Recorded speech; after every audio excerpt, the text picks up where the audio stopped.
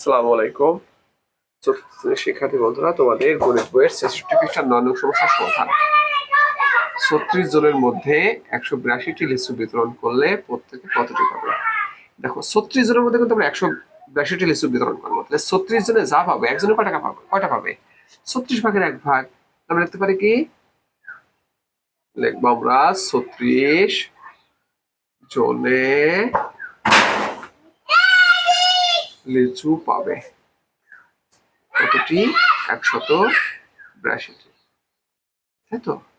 অতএব একজনে লিচু পাবে ১৮২ ভাগ ৩৬টি।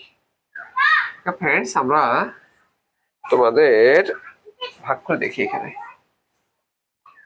৩৬ ভাগ ১৮২ কতবার যায়? ৩৬-এর নাম লিখতে হবে, তাই না?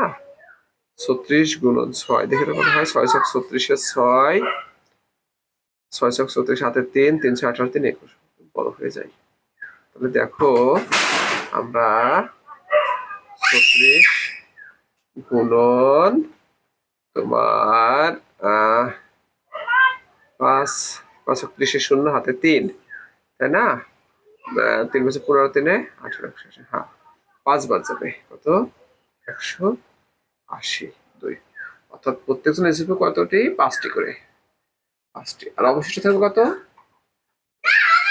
অবশিষ্ট ২। ওকে ফ্রেন্ডস, তোমাদেরকে অসংখ্য ধন্যবাদ এই ক্লাসে অংশগ্রহণ করার জন্য।